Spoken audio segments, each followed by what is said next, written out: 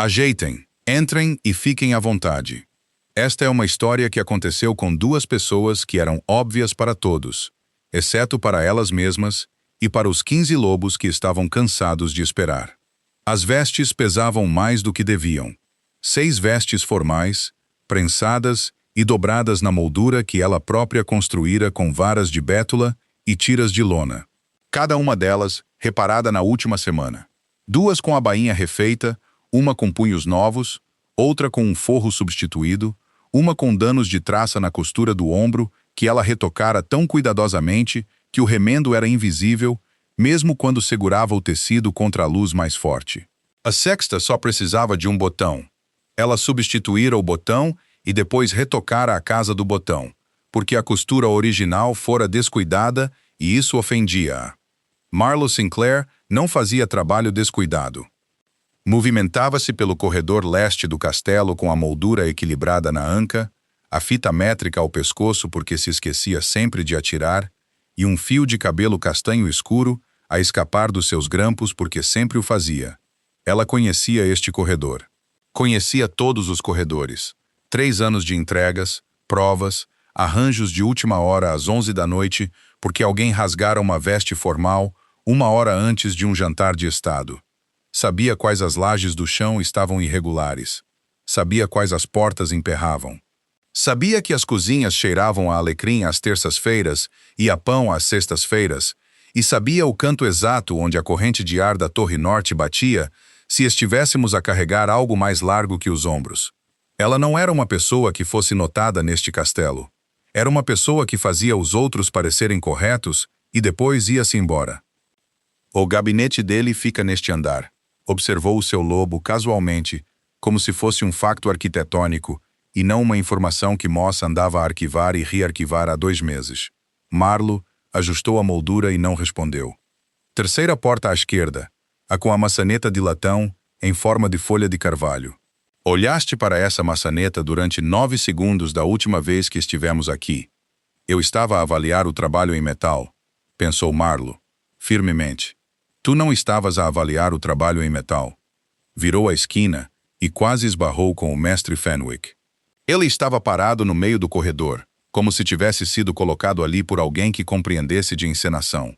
Compacto, ereto, imaculado da maneira que certos homens de certa idade são imaculados, cada botão preso, cada prega deliberada, o seu cabelo grisalho cortado com uma precisão que fez o olho profissional de Marlo aprovar, apesar dela própria. Ele era o mordomo-chefe do Rei Alfa, e tinha o tipo de rosto permanentemente polido e permanentemente indecifrável. Miss Sinclair inclinou a cabeça. Entregas de vestes para o jantar de estado. Armazenamento cerimonial, 2º andar, ala oeste. Ah! Master Fenwick juntou as mãos atrás das costas.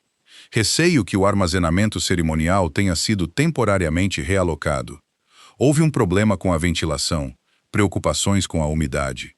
Marlo olhou para ele. Entregara ao armazenamento cerimonial 6 dias antes.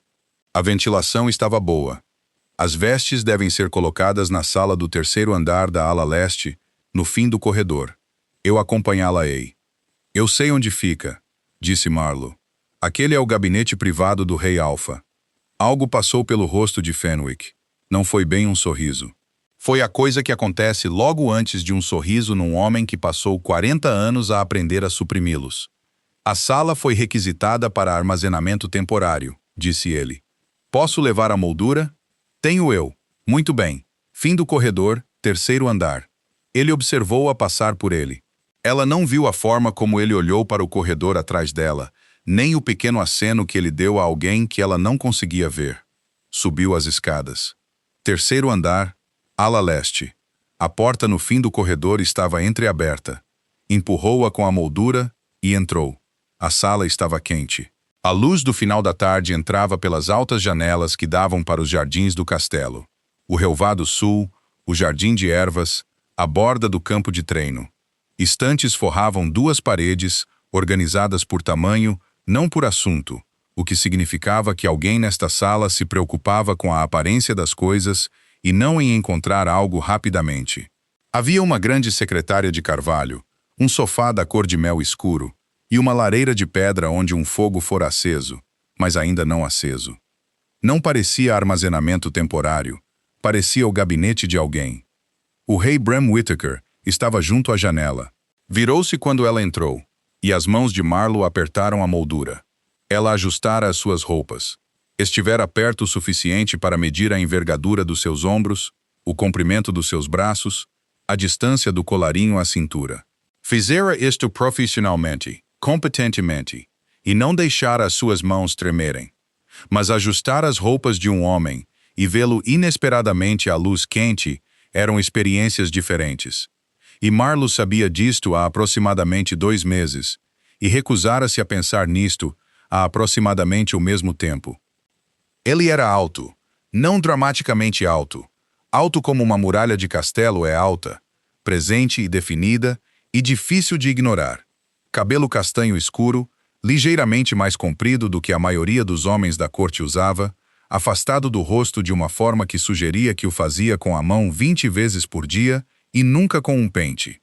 Olhos âmbar dourados, que eram demasiado brilhantes para serem inteiramente humanos, mesmo quando estava perfeitamente calmo, uma fina cicatriz ao longo da mandíbula esquerda, de algo que ele nunca explicara e ela nunca perguntara.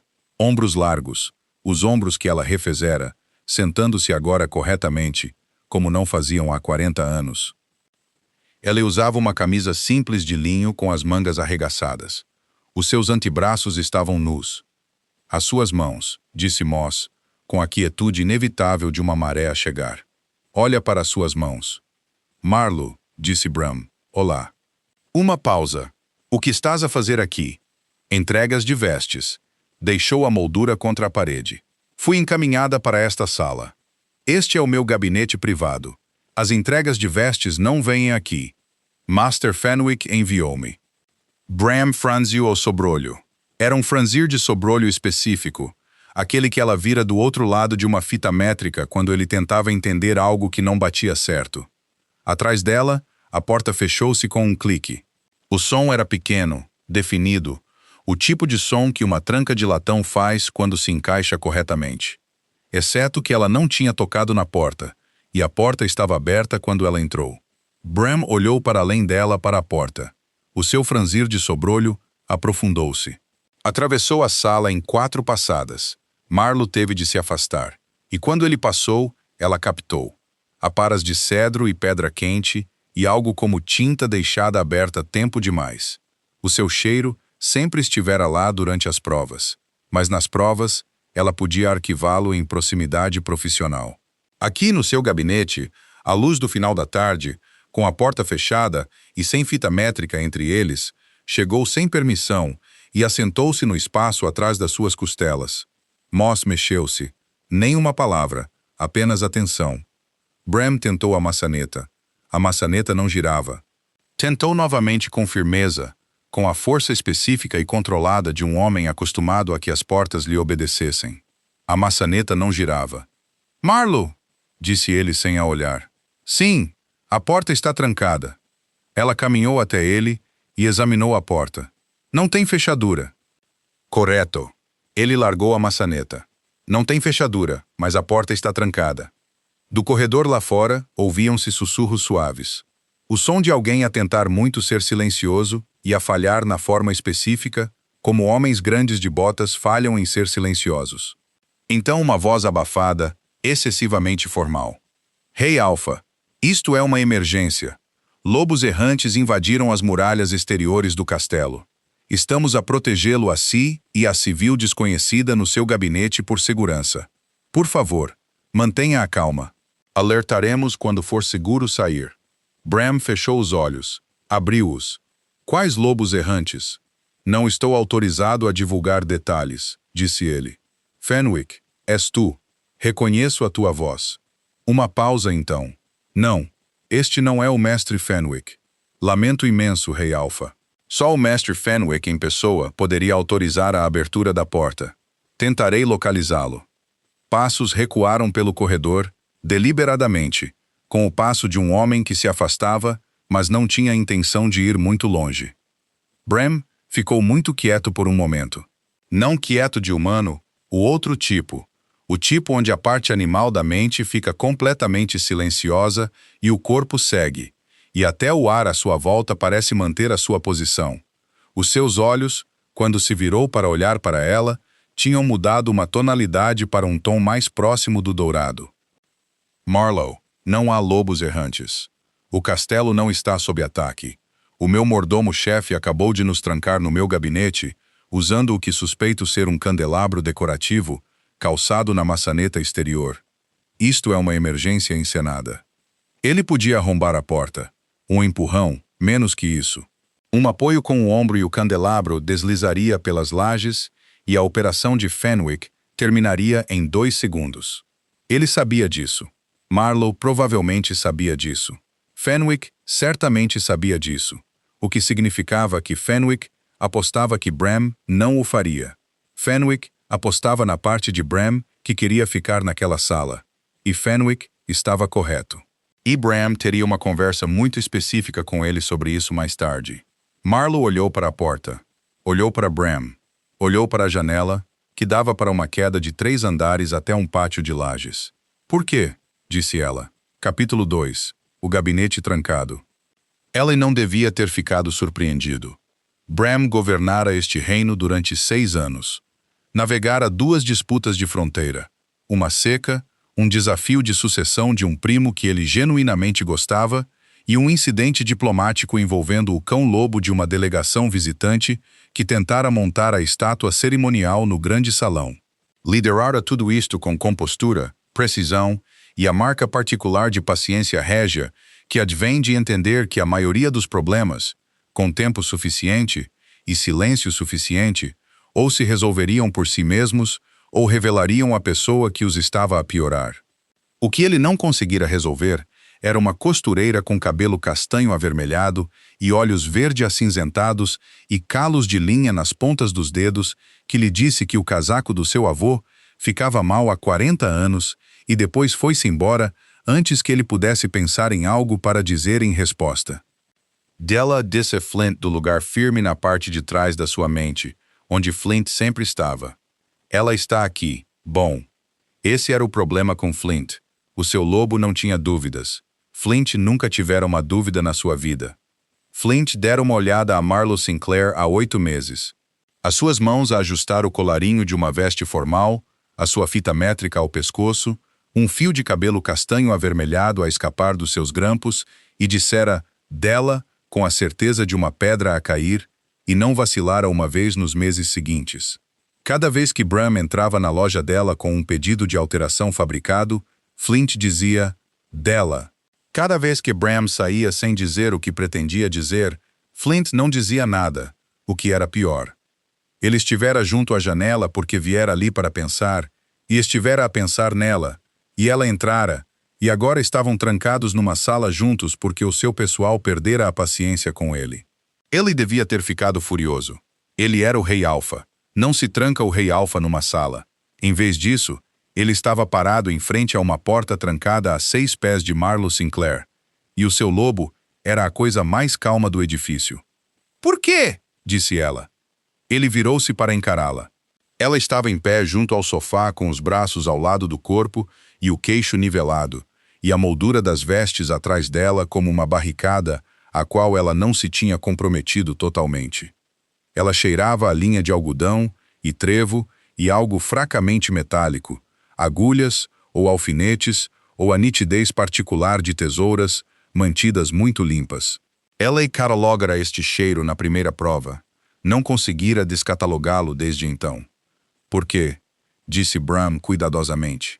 "Mestre Fenwick e aproximadamente 15 outros membros do meu pessoal têm me observado durante 3 meses e concluíram que eu estou." Ele parou, começou de novo. "Que eu desenvolvi um específico." "Diz logo." Flint disse. "Ela está ali.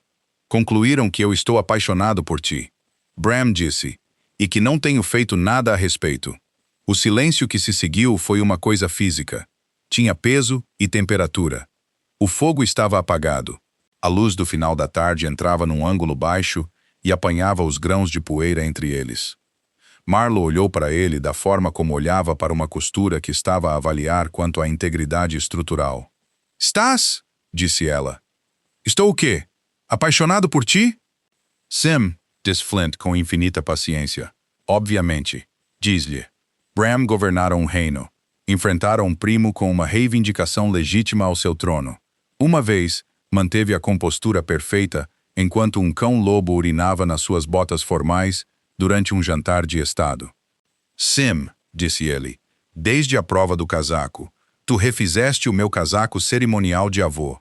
Disseste-me que os ombros estavam mal sentados há 40 anos, e ninguém jamais o mencionara.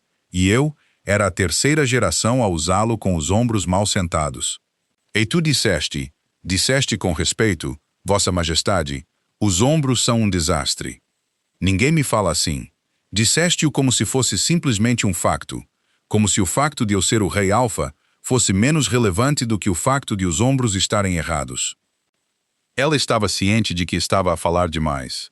Estava ciente de que estava no meio do seu próprio gabinete a confessar a uma mulher que não pedira para ser trancada numa sala com ele, e que o seu pessoal orquestrara esta situação porque aparentemente estavam cansados de o ver fazer nomeações desnecessárias na loja dela. Visitei a tua loja 11 vezes em 3 meses, disse ele. Inventei 11 alterações. A última foi um botão que não precisava de ser substituído num casaco. Já tinha substituído o botão em mim mesmo. A tua aprendiz olhou para mim quando saí e disse, esse botão estava bem. E eu disse, eu sei. E ela disse, ok. Num tom que sugeria que tinha tirado certas conclusões. A expressão de Marlo não mudara. Ela continuava a avaliar. A tua aprendiz, disse ela. Pipa, sim. Pipa notou. Pipa notou. Mestre Fenwick notou. O meu pessoal votou. Aparentemente, a votação foi unânime. O teu pessoal votou se te devia trancar numa sala comigo. Sim, e a votação foi unânime. Fenwick garante-me que sim. Ele voluntariou-se para trancar a porta porque me conhece desde que eu tinha 4 anos e calculou que receberia as consequências menos severas. Marlowe sentou-se no sofá, não porque as pernas lhe falharam. Sentou-se como fazia tudo o resto, deliberadamente e precisamente, como se tivesse medido a distância entre ela e a almofada e a achado aceitável. Juntou as mãos no colo. A sua fita métrica puxava contra o seu joelho. O seu lobo estava a fazer algo. Bram podia dizer porque o seu cheiro mudou.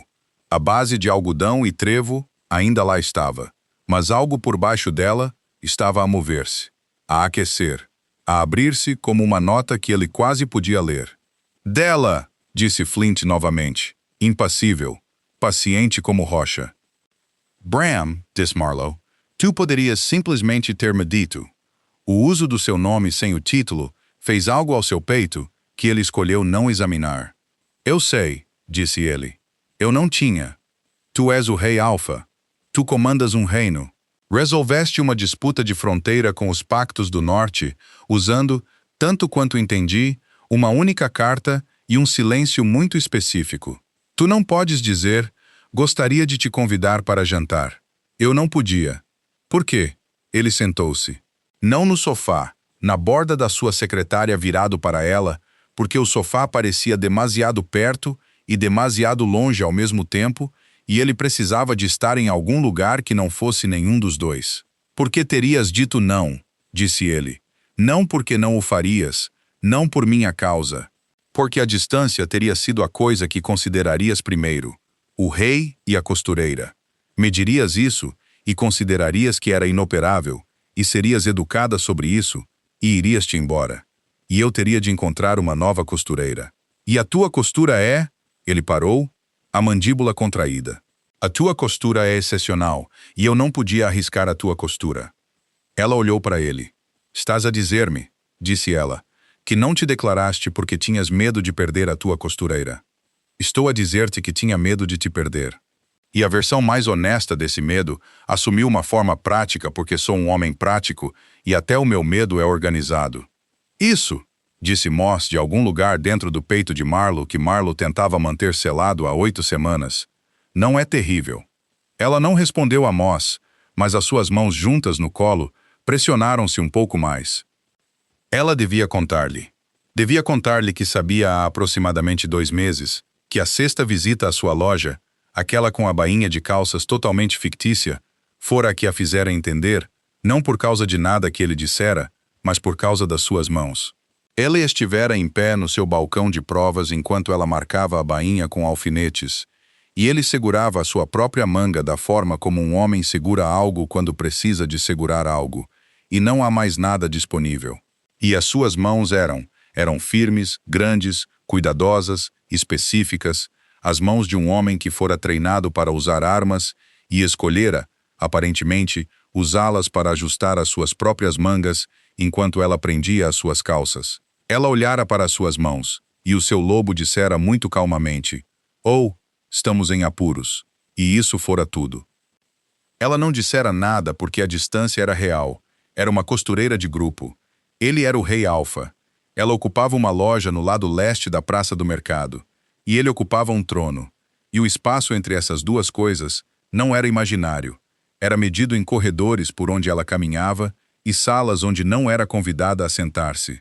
E a forma particular como o pessoal do castelo a olhava quando chegava, não desagradavelmente, mas com o desinteresse benigno específico reservado para pessoas que cumpriam uma função.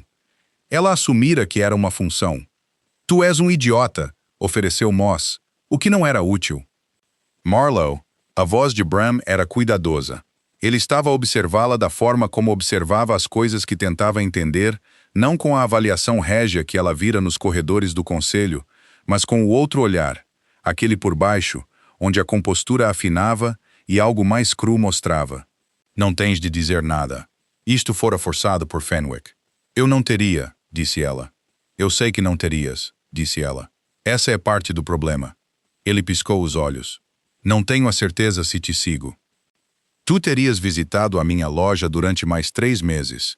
Terias inventado mais 20 alterações.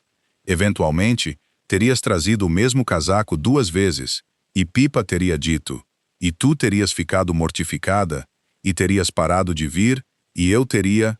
Ela parou. Termina a frase. "Moss disse que tinhas dito que eu sentiria a tua falta", diz. "Eu teria sentido a tua falta", Marlowe disse. "Estou apaixonada por ti há aproximadamente 2 meses, desde o manto memorial." As mãos de Bram, apoiadas na borda da secretária, ficaram muito quietas. "O manto memorial", disse ele. "A tua mãe, aquela com a borda bordada, o padrão de azevinho de inverno, trouxeste-o para a limpeza, e eu disse-te que o padrão era bordado à mão, não à máquina. E tu pediste-me para explicar cada ponto. Tu perguntaste o que o padrão significava. Tu perguntaste por que a linha era daquele tom específico de prata. Ficaste por 40 minutos. Ninguém jamais me perguntou sobre o meu trabalho assim." "Como assim?" "Como se valesse a pena entender." O silêncio voltou diferente agora, mais quente. Os grãos de poeira na luz pareciam abrandar como se até o ar na sala entendesse que algo estava a assentar no lugar. "As suas mãos", disse Moss muito calmamente. Não sarcástico agora, apenas observando. As mãos de Bram tinham passado da secretária para os joelhos. Ele estava a agarrá-los. Não com força, apenas segurando. Da forma como um homem segura quando a alternativa é estender-se por uma sala e ele não foi convidado a estender-se. "A distância social", disse Marlowe. "Porque alguém tinha de o dizer. Ela existe. Ela não existe dentro desta sala. Ela existirá quando essa porta abrir." "Então não abrimos a porta ainda." Ela olhou para ele. Ele olhou para ela.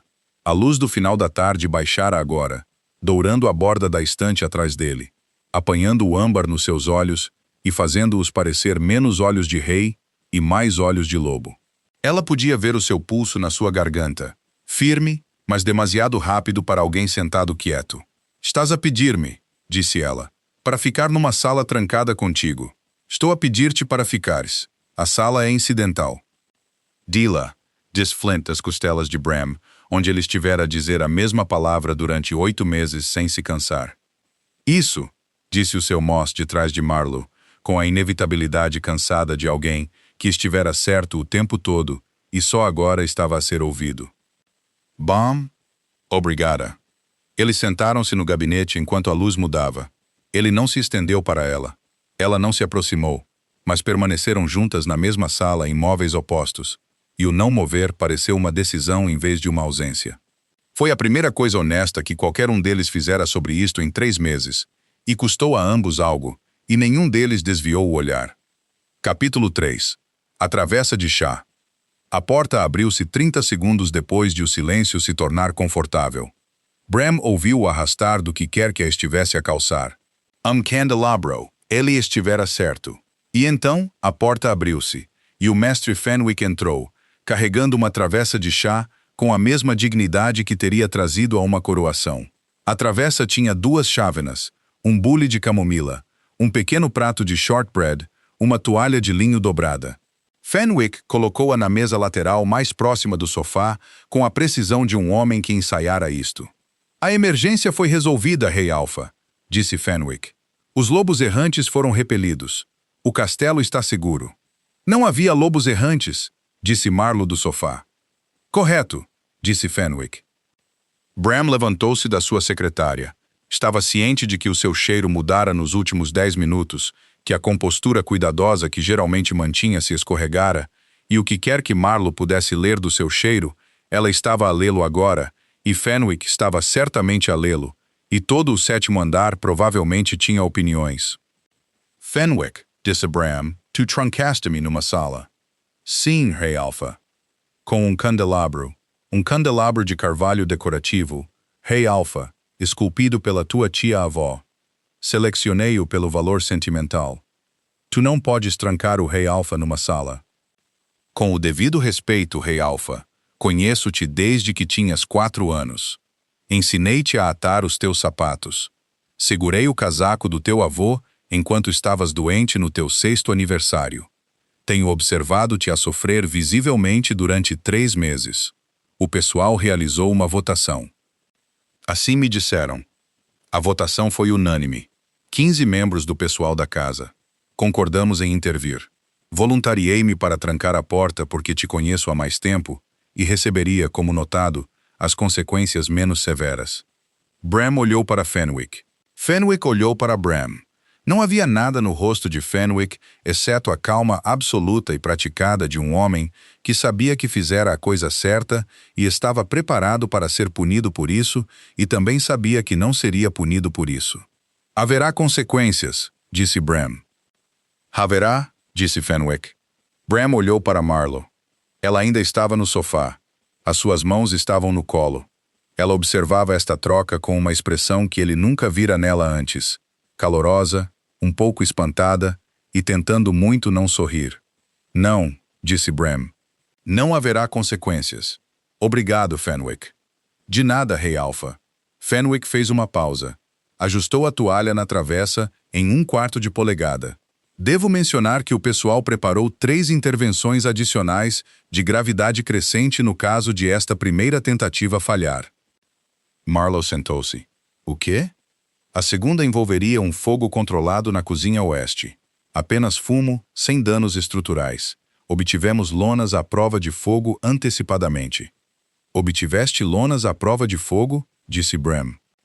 A terceira envolveria danos de propriedade forjados nas notas de resgate supostamente dos Pactos do Norte, exigindo a presença imediata do rei num local que exigiria viagem noturna com um escolta civil específico.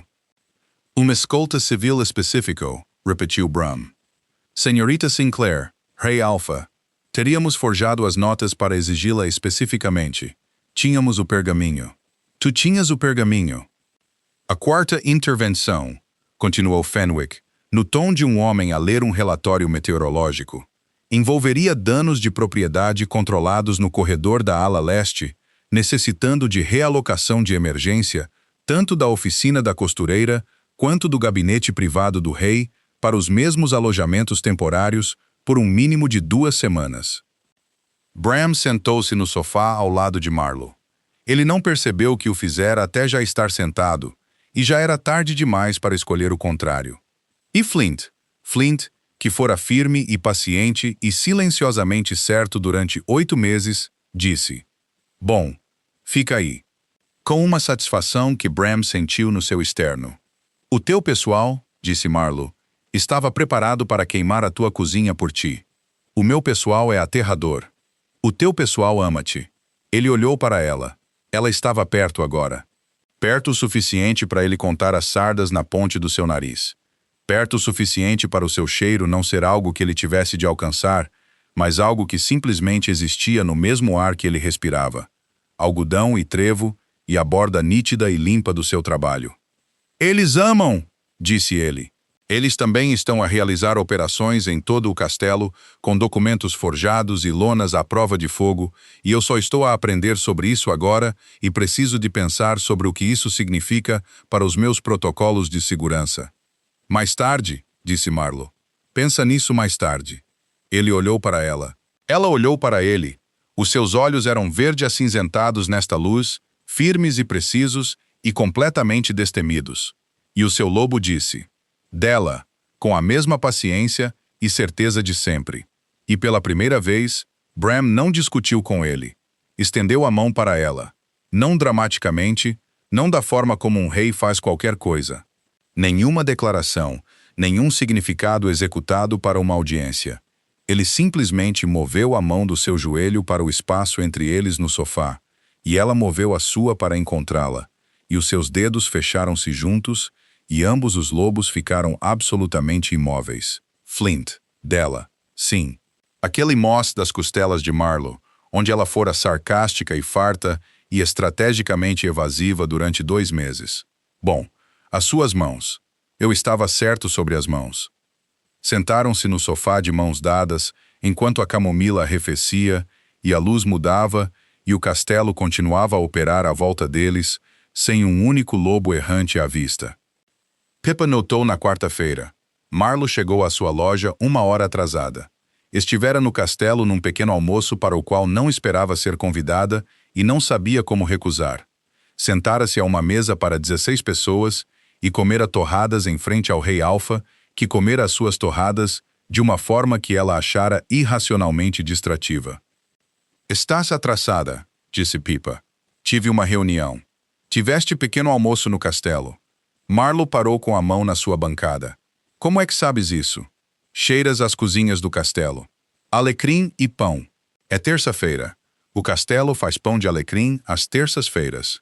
Marlo olhou para sua aprendiz e perguntou-se, não pela primeira vez, se o lobo de Pippa já estava mais desenvolvido do que ela deixava transparecer. Estás a namorar alguém, disse Pippa. Sim, o rei Alfa. Sim. Pippa considerou isto por exatamente 2 segundos. Óbvio, disse ela, e voltou à sua costura. A palavra aterrou num lugar específico no peito de Marlo e permaneceu lá. Capítulo 4. O primeiro encontro. Bram convidou-a para jantar na quinta-feira. Fez isto da forma como aparentemente fizera tudo relacionado com Marlo Sinclair, com cuidadosa antecipação, intenção genuína e zero consciência de que o seu pessoal já estava 14 passos à frente dele. Há um lugar no lado sul da Praça do Mercado, disse ele, parado na porta da loja dela, as mãos atrás das costas porque ainda não descobrira o que fazer com as suas mãos, quando não estava a segurar uma alteração fictícia. Serve cordeiro e havelas. Eu nunca lá estive. Pensei que poderíamos ir juntos para jantar. Pippa, atrás do balcão, não levantou os olhos da sua costura. Ele ensaiou isso, disse ela a ninguém. Eu não ensaiei isso. Tu fizeste uma pausa antes de juntos. As pessoas só fazem uma pausa antes de juntos quando ensaiaram a frase e esqueceram onde juntos vai. Bram olhou para Pippa. Pippa olhou para sua costura. Marlo mordeu o interior da bochecha. Quinta-feira, disse Marlo. Sim. O restaurante chamava-se O Loureiro. Era pequeno, acolhedor, iluminado por velas, e Marlo notou, dentro de 45 segundos de se sentar, que estava completamente comprometido. Notou porque ela notava tudo. As flores na mesa deles eram trevo selvagem. Marlo mencionara trevo exatamente uma vez, de passagem, a Fenwick 3 semanas antes, enquanto lhe ajustava o colarinho. Ela dissera que os jardins do castelo poderiam usar mais trevo porque atraía abelhas, e abelhas eram boas para o jardim de ervas. Ela não mencionara que trevo era o seu favorito. Ela não precisava. Fenwick era um homem que ouvia a palavra trevo e criava um ficheiro. O homem na mesa 4 estava a ler um livro ao contrário. Era um homem grande, de ombros largos, cabelo escuro, vestindo roupas civis que não lhe assentavam bem como roupas civis assentam a civis. Ele segurava o livro aberto com as duas mãos, a lombada virada para Marlo e o título invertido. Ele não virara uma página nos 8 minutos desde que ela e Bram se sentaram. O casal na mesa 2 não era um casal. Estavam sentados demasiado separados. Não tinham falado um com o outro uma vez, e um deles continuava a olhar para a porta como se esperasse um sinal. A mulher tinha o porte de alguém que treina regularmente e a postura específica de alguém que finge não ter o porte de alguém que treina regularmente. O empregado conhecia o nome dela. Disseram Miss Sinclair, ao sentá-la sem ser informada, e trouxeram-lhe água sem salsa, que ela preferia, mas que nunca mencionara a ninguém neste restaurante, porque nunca estivera neste restaurante. Todo este edifício foi informado, observou Moss, com a satisfação plana de alguém que sempre soubera que este relacionamento seria absurdo, e estava a ser provado correto em tempo real. Bram, do outro lado da mesa, estava a ler o menu com a concentração genuína de um homem que não sabia que a noite já fora roteirizada pelo seu pessoal. Usava uma jaqueta escura que ela não tinha visto antes, bem cortada, discreta, os ombros perfeitamente ajustados. Ela suspeitava que Fenwick a encomendara. O cordeiro dizem que é bom, disse Bram. As flores são trevo, disse Marlo. Ele olhou para as flores. Olhou para ela. Eu não. Eu sei que não, Fenwick. Quase certamente. Bram pousou o menu. Ele percorreu a sala como um homem que governava um reino percorre uma sala, sistematicamente com a competência silenciosa de alguém acostumado a avaliar cenários de ameaças. O seu olhar pousou no homem na mesa 4. Aquele homem está a ler o seu livro ao contrário, disse Bram. Sim, esse é o Aldrich. Ele é um dos meus guardas de fronteira. Ele nunca leu um livro na vida. O casal na mesa 2 não é um casal. Bram olhou para a mesa 2. O não casal enrijeceu. A mulher ajeitou o cabelo com a casualidade estudada de alguém que fora treinado para ajeitar o cabelo casualmente sob observação. Essa é a Hale e a Winifred. São do pessoal da cozinha. A voz de Bram ficara muito baixa, não furiosa. Algo mais. O registro específico de um homem que acabara de descobrir que a sua vida pessoal estava a ser gerida com a mesma precisão operacional que a sua segurança de fronteira. O cheiro dela chegou-lhe através da mesa, linha de algodão e trevo e tesouras limpas, e o seu lobo mexeu-se, paciente e impassível diante do caos circundante. Eles estão a tentar ajudar, observou Flint. Estão a fazer mal, mas ela está aqui. Ela está a rir, mas nada importa. A Winifred fez o shortbread na travessa de chá do Fenwick. O shortbread era bom, disse Marlo. O shortbread era excelente. Esse não é o ponto. Marlo olhou para a mesa, o trevo, as velas, o empregado, que sabia o nome dela e a sua preferência por salsa, e provavelmente receberam um dossiê completo. Esse ponto, disse ela, é que o teu pessoal ama-te e eles estão a gerir este encontro como uma operação militar, e o homem na mesa 4 tem lido a mesma página ao contrário durante 11 minutos. Pergunta-lhe se o Aldrich foi informado sobre qual livro trazer, disse Moss, ou se ele o escolheu ele mesmo. Porque se ele o escolheu ele mesmo, aquele homem selecionou um livro, trouxe-o a um restaurante e segurou-o ao contrário durante toda a refeição. Isso é compromisso. Esse é um homem que morreria pela vida amorosa do seu rei. Quero saber se o livro é bom. Bram pôs a mão sobre o rosto, não dramaticamente, apenas a pressão plana de uma palma na testa. O gesto universal de um homem que fora superado por pessoas que lhe preparavam o almoço. Dela, disse Flint. Ela está a rir. Ela está a rir da situação, não de nós. Isto é bom. Isto é muito bom, Marlo. Sim. Gostaria que soubesses que planeei este jantar. Escolhi o restaurante. Escolhi a noite. Escolhi o que ia vestir. Embora suspeite que a jaqueta foi substituída em algum momento entre esta manhã e esta noite porque os ombros estão diferentes. E aprendi contigo a notar ombros. A jaqueta é nova, confirmou Marlo. O tecido é dos tecelões de Whitmore. É excelente. Fenwick tem bom gosto. Fenwick vestiu-me para o meu próprio encontro. Sim. Sem me dizer. Ele substituiu a jaqueta no teu guarda-roupa. Tu vestiste-a. Pensaste que era tua. Era minha. Eu sou dona dela. Ele. Marlo. Ele comprou uma jaqueta para eu usar num encontro que planeei independentemente, e ele estava certo sobre a jaqueta, e estou a usá-la, e não consigo nem ficar zangada porque os ombros assentam perfeitamente. Eles assentam perfeitamente.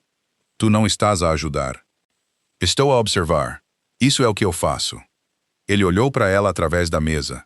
A luz das velas apanhava o âmbar nos seus olhos e a fina cicatriz ao longo da mandíbula, e o pequeno, e indefeso, e genuíno sorriso que aparecera no seu rosto sem permissão. Ela olhou de volta para ele. Ela também sorria. Não o sorriso cuidadoso e profissional, não o sorriso avaliador, mas o outro, o real. Aquele que significava que ela achava toda a situação genuinamente, especificamente, ridiculamente deliciosa. As mãos dele estão na mesa, disse Moss. Ali mesmo, tu podias simplesmente estender a mão. Ela não estendeu a mão, não ainda, mas pensou nisso, e Moss sabia que ela pensara nisso, e ambos deixaram o pensamento assentar ali, quente e sem resolução, enquanto Bram tentava ter um jantar normal, e todo o seu pessoal observava de mesas adjacentes. O cordeiro era bom. O empregado trouxe sobremesa que não tinham pedido. Uma tarte de pera que por acaso era exatamente a sobremesa que Marlo mencionara querer experimentar numa conversa com Pippa 2 semanas antes na sua loja, sem mais ninguém presente. O Fenwick, começou Bram. Pippa, disse Marlo. Pippa contou ao Fenwick. Fenwick contou ao restaurante. A aprendiz de 11 anos está a fornecer inteligência ao meu mordomo-chefe.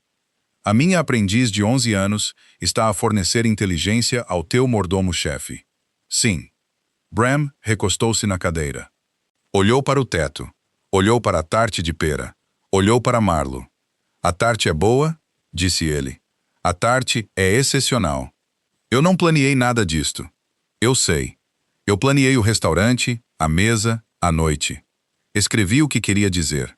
Tinha uma lista. Fenwick encontrou a lista, não foi? Quase certamente, ele encontrou a minha lista e construiu uma operação em torno da minha lista. E a operação inclui a vigilância das preferências de sobremesa do meu encontro, recolhidas através de um informante de 11 anos. Esse é um resumo preciso.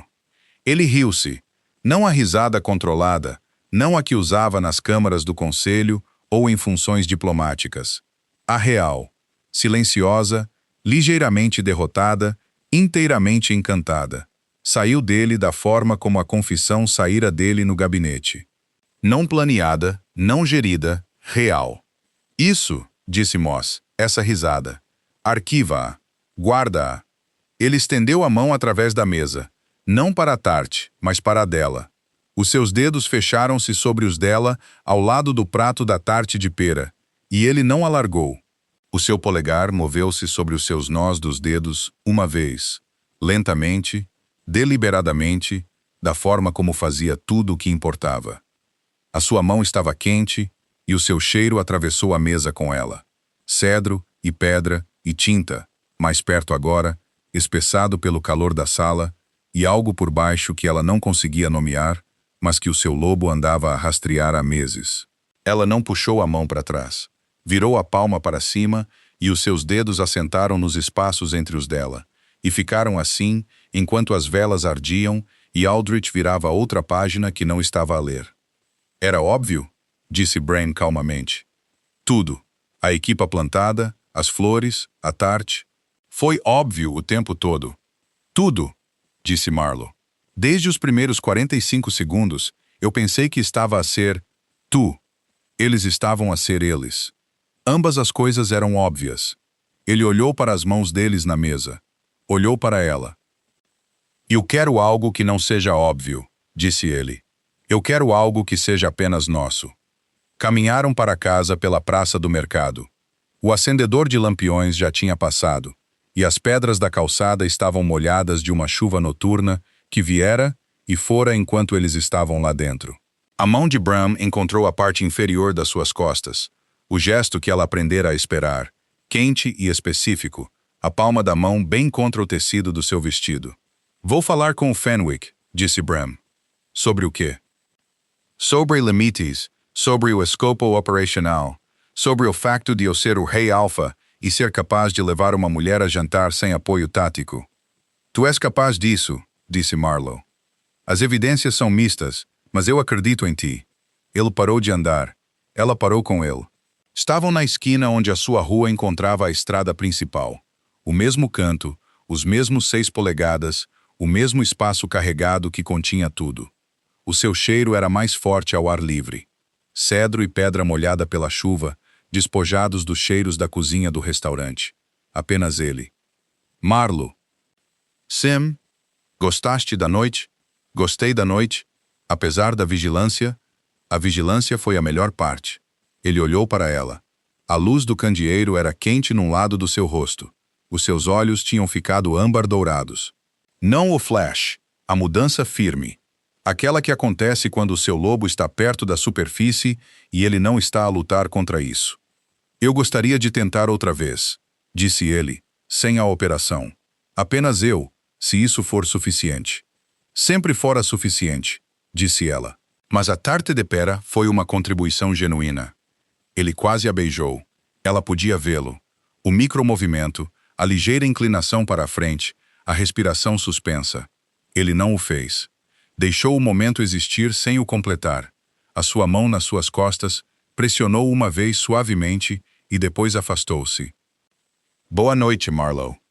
Boa noite, Bram. Ela caminhou para casa. O seu lobo não disse nada. O seu lobo não precisava. O calor da sua mão nas suas costas viveu na sua pele pelo resto da noite. Capítulo 5. Apenas eu. 2 semanas depois, Marlowe chegou à sua loja numa segunda-feira de manhã para encontrar um vaso de trevo selvagem na sua porta. Não havia bilhete. Não precisava de haver. O vaso era de cerâmica, feito à mão, e o trevo estava recém-plantado. Não flores cortadas, mas plantas vivas, raízes na terra. O tipo de gesto que dizia que alguém pensara no que ela realmente quereria e depois fizera a versão disso que duraria. Trouxe-o para dentro e colocou-o no seu parapeito da janela e não pensou em quem o plantara. E não pensou no facto de o vaso de cerâmica ser exatamente do tom de verde sálvia que combinava com as paredes do seu ateliê. Não estás a pensar nisso muito alto, observou Moss. 3 dias depois, chegou uma entrega à loja. 6 rolos de tecido, cada um numa cor que Marlowe andava a querer, mas não conseguira pagar. Um verde floresta profundo, um azul meia-noite, um castanho avermelhado quente, um cinzento urze, um creme suave e um rolo de seda dourada tão fina que parecia segurar água quente. A nota de entrega dizia: cortesia da Comissão Real de Têxteis. Não havia Comissão Real de Têxteis. Na segunda quinta-feira, Bram chegou à loja dela para o que ele pensava ser uma visita espontânea, para descobrir que Pippa já tinha preparado 2 chávenas de chá, os seus biscoitos preferidos, simples de aveia, que ele comera uma vez na presença de Marlowe e nunca discutira com ninguém, e um banquinho posicionado no ângulo exato que lhe dava vista tanto para a rua quanto para Marlowe na sua bancada. Pippa, disse Bram, olhando para o banquinho. Fenwick. Pippa disse que ele enviou instruções. Ele enviou instruções para a aprendiz de Marlowe. Ele envia instruções todas as terças-feiras. Eu arquivei-as. Bram olhou para Marlowe. Marlowe estava a fazer a bainha de uma veste de conselheiro e a tentar muito manter o seu rosto neutro. Ele arquiva-as. Ela arquiva-as, disse Marlowe. Ela tem um sistema de arquivamento. Está organizado por categoria. Há uma secção chamada Preferências do Rei Confirmadas e uma secção chamada Preferências do Rei Suspeitas. A secção suspeita é mais longa. Há uma criança neste edifício a manter um arquivo de inteligência sobre as minhas preferências de biscoitos. Ela é muito minuciosa. Ela tem 11 anos. Ela tem 11 anos e é mais organizada que todo o teu conselho, disse Marlowe. E ali estava, a risada. A real, aquela que se soltou antes que ela a pudesse conter. Aquela que rachara algo nele no restaurante. Aquela que Moss lhe dissera para arquivar e guardar. No sábado, o relatório do pessoal foi atualizado. Marlowe sabia disso porque Fenwick deixara uma cópia na sua bancada. Não estava endereçada a ela. Não estava endereçada a ninguém. Simplesmente apareceu, encadernada em cartão azul escuro com um título: Operação Avaliação de Ombros, Fase 2, Apoio ao Namoro Ativo.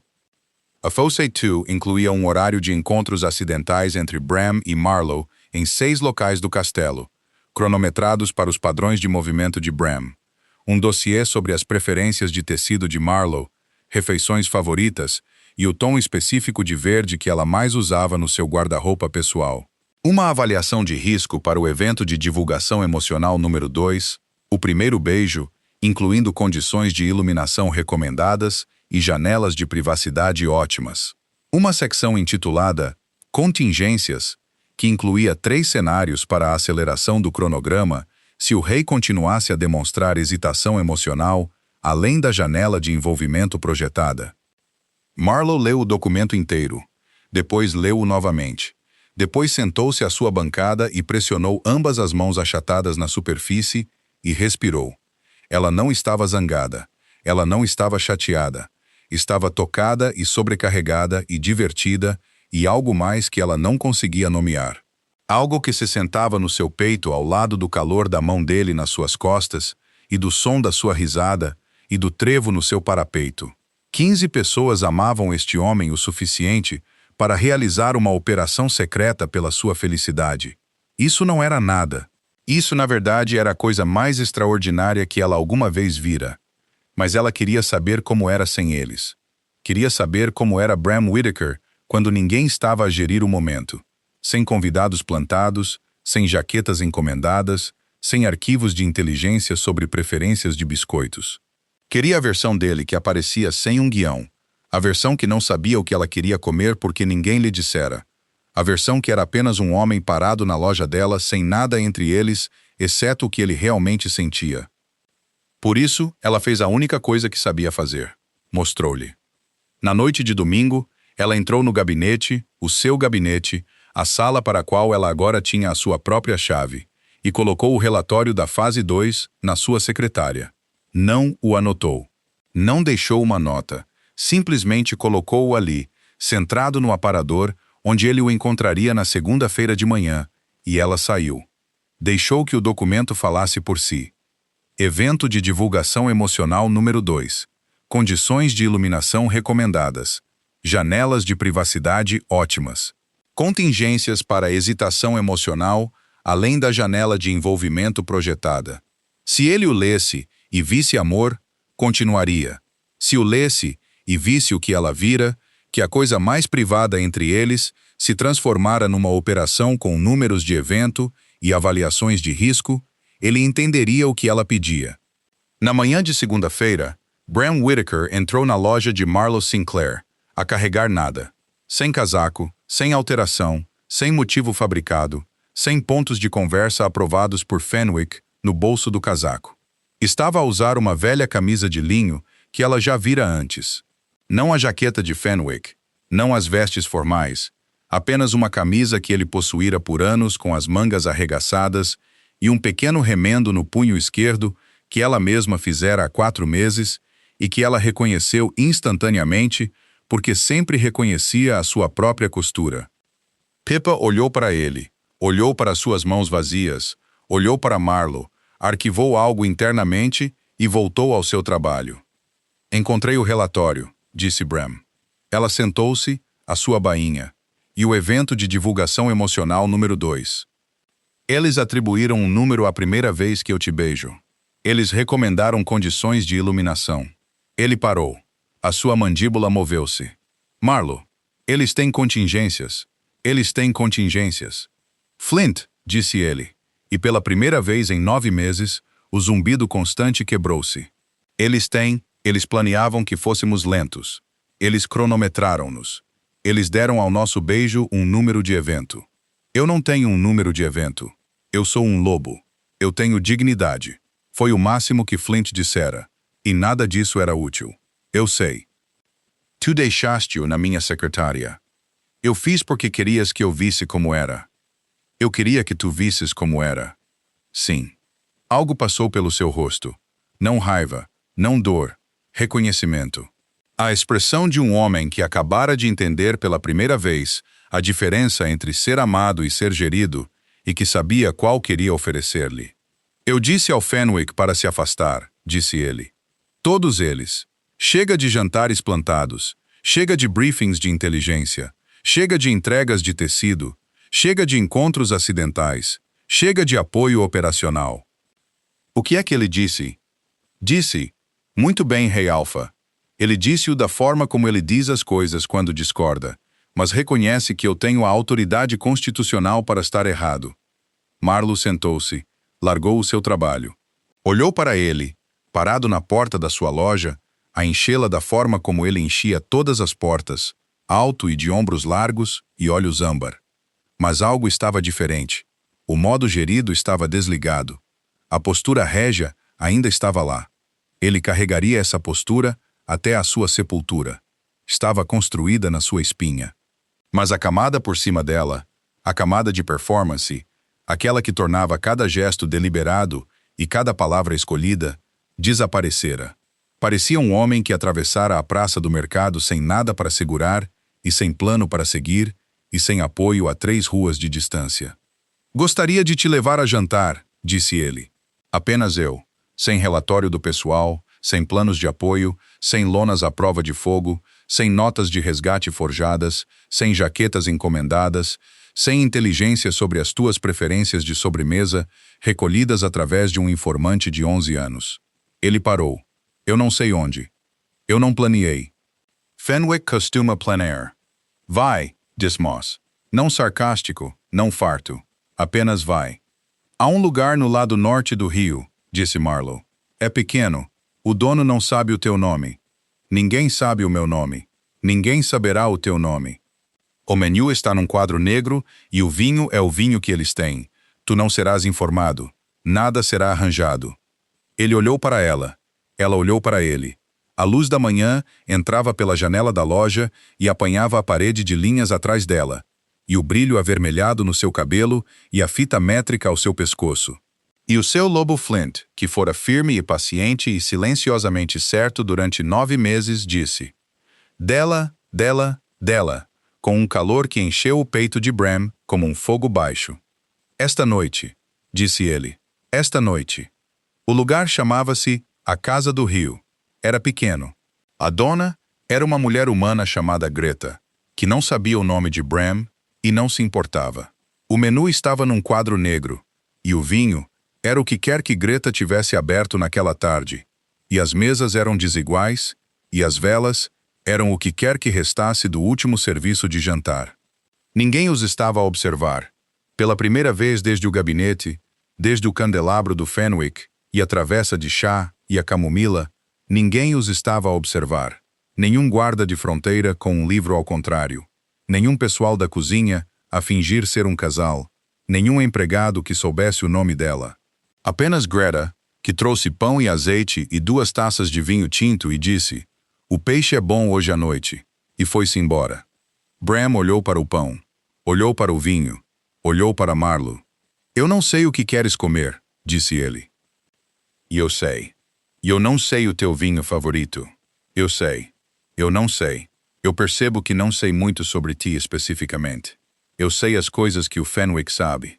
Eu sei trevo, e sem salsa, e tarte de pera. Eu não sei coisas que eu devia saber, como onde cresceste, se tens família, o que fazes quando não estás a trabalhar, o que te mantém acordado à noite, se gostas de chuva, qual o nome do teu lobo." Marlo olhou para ele através de uma mesa sem flores plantadas e sem talheres pré-arranjados e sem dossiê atrás da porta da cozinha. Cresci numa aldeia chamada Thornfield, a 3 horas a leste. A minha mãe era costureira. O meu pai era carpinteiro. Ambos estão vivos. Visito 2 vezes por ano. Leio à noite, principalmente histórias. Às vezes romances que não conto a ninguém. Gosto de chuva. Gosto mais quando estou dentro com as janelas abertas. O nome do meu lobo é Moss. Bram ouviu da forma como ouvira sobre o bordado. Completamente. Como se cada palavra importasse. Como se saber estas coisas fosse algo que ele carregaria cuidadosamente e guardaria. "Moss", disse ele. "Ela é sarcástica. Ela tem estado a observar-me a fingir que não tenho sentimentos por ti, e ela está bastante farta disso. O nome do meu lobo é Flint. Ele tem dito a palavra dela há 9 meses. Ele não vacilou.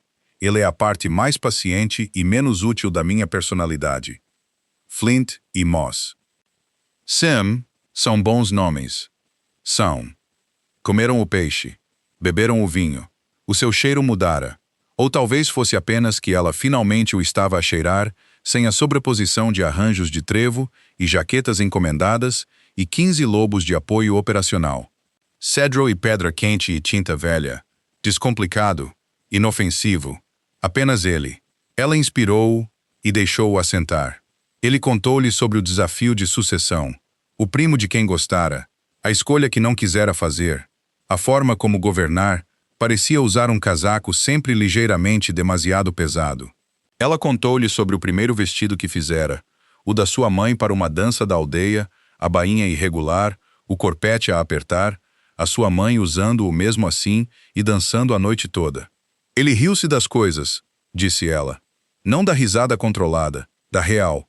Ela notou cada vez. Saíram da casa do rio às 9. Greta disse boa noite sem usar o nome de nenhum deles. As pedras da calçada estavam secas. A luz do candeeiro era âmbar. Caminharam ao longo do rio em direção à ponte que levava à sua rua. E a sua mão encontrou a parte inferior das suas costas, e ela deixou-a ficar. Pararam na ponte. Não porque algo acontecera, não porque alguém planeasse, porque o rio estava quieto, e a noite estava quente, e eles tinham ficado sem rua, e nenhum deles queria dizer boa noite. Marlo: sim, eu tenho querido fazer algo desde o gabinete. Desde a primeira tarde, tenho pensado nisso da forma específica e detalhada como penso sobre coisas que importam e depois não ajo. Fenwick chamaria isso hesitação emocional, além da janela de envolvimento projetada. O que é que tinhas querido fazer? Ele virou-se para encará-la. A sua mão moveu-se das suas costas para a sua cintura, lentamente, deliberadamente. Não deliberadamente Fenwick, deliberadamente Bram. O tipo de deliberado que vinha de se importar em acertar. Isto, disse ele. Ele beijou-a. Não dramaticamente, não cinematicamente, apenas a sua boca encontrando a dela numa ponte sobre um rio, numa cidade onde ninguém sabia o nome dele, sem operação e sem apoio e sem ninguém a observar, exceto a luz do candeeiro e a água e os 2 lobos que estiveram à espera entre eles, para este exato momento. O mundo estreitou-se. A ponte, o rio, as pedras da calçada, tudo isso desapareceu. Havia apenas o calor dele, a certeza cuidadosa das suas mãos na sua cintura, o cheiro a cedro e pedra e tinta dele a encher o espaço entre as respirações. Os seus dedos encontraram o colarinho dele, encaixando instintivamente sempre, as suas mãos sabendo onde as coisas deviam assentar, e depois agarraram-se porque o colarinho estava bem e ela apenas queria agarrar-se. Flint não disse nada. Moss não disse nada. Não havia nada a dizer. 9 meses de dela e 2 meses de paciência sarcástica, e tudo a resolver-se no silêncio mais simples possível. O bom tipo. O tipo que significava que algo chegara onde pertencia e ninguém precisara de o arranjar. Após a testa dele contra a dela, as mãos dele ainda na sua cintura, a sua voz no registro de meia oitava. Diz-me que foi real. Foi real, disse Marlo. Ninguém planeou. Ninguém informou a ponte. Foste apenas tu. Apenas eu. Apenas tu. Ela tocou na fina cicatriz ao longo da sua mandíbula. É tudo o que eu queria.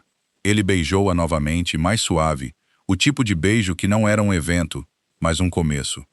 O primeiro ponto numa coisa que levaria muito tempo a completar e que ela faria corretamente, porque Marlo Sinclair não fazia trabalho descuidado. Capítulo 6. A Sala Marlo. 6 meses depois, uma pequena placa de latão apareceu na porta do gabinete do 3º andar, na ala leste do castelo. Bram não autorizara a placa. Bram não fora consultado sobre a placa. Bram descobriu a placa numa quarta-feira de manhã, quando chegou ao gabinete carregando 2 chávenas de café, uma para ele, outra para Marlo, que se acostumara a trabalhar do gabinete nos dias em que tinha provas no castelo. O seu kit de costura, arranjado na mesa lateral, a sua linha organizada por cor ao longo do parapeito da janela, de uma forma que Fenwick descreveu como estruturalmente requintada. A placa dizia: A Sala Marlowe. Aqui, numa terça-feira de outono, um rei alfa finalmente usou as suas palavras. Ver relatório de pessoal anexo para detalhes. Bram ficou no corredor, segurando 2 chávenas de café e olhando para a placa. O seu lobo previsivelmente não tinha objeções. Preciso, disse Flint. Entrou no gabinete.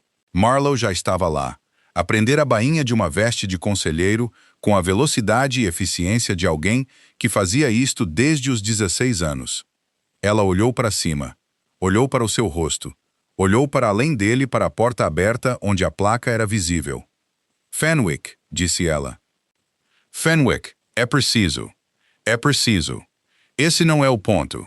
O ponto é que o meu mordomo-chefe instalou sinalização não autorizada numa porta real e a sinalização contém comentários editoriais e aparentemente há um relatório de pessoal atualizado. Há um relatório de pessoal atualizado, confirmou Marlowe. Eu li-o. Fase 3. Legado institucional. Fenwick documentou toda a operação, desde a observação inicial até a resolução. Há notas de rodapé. Há notas de rodapé.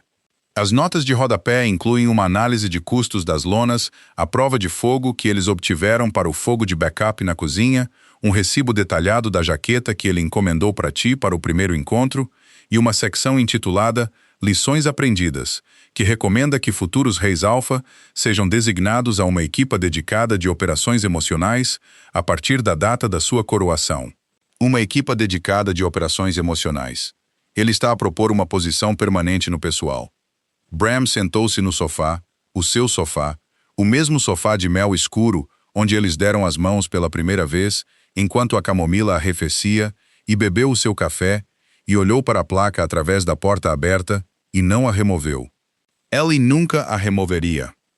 O relatório do pessoal foi lido por anciãos do grupo numa reunião trimestral.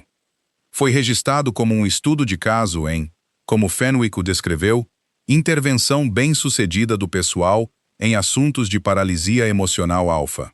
Fenwick foi convidado a consultar 3 outros grupos em situações semelhantes. Ele aceitou. Ele estava, tanto quanto Marlowe podia dizer, a dirigir silenciosamente a região. Pippa veio ao castelo às terças-feiras. Promovera-se de informante à consultora. Tinha opiniões sobre as cortinas do castelo. Partilhou essas opiniões com Fenwick, que ouvira com atenção cuidadosa e depois substituíra as cortinas da ala leste por tecido que Pippa selecionara. As cortinas foram significativamente melhoradas. Pippa aceitou isto como seu devido. Recentemente, apresentaram uma proposta escrita para reorganizar todo o sistema de armazenamento têxtil do castelo. Tinha 12 páginas. Era melhor do que qualquer coisa que o pessoal existente produzira. Tinha 11 anos. Num domingo à noite, no início da primavera, Bram e Marlowe sentaram-se no gabinete. Ele estava a ler uma história dos Pactos do Norte que estivera a percorrer durante 3 semanas. Ela estava a fazer a bainha de um vestido de batismo para o primeiro neto de Fenwick, porque oferecera antes que alguém perguntasse. O fogo estava aceso, a luz estava quente. As vestes que ela entregara naquela primeira tarde estavam penduradas no armazenamento cerimonial onde sempre pertenceram. Segundo andar, ala oeste.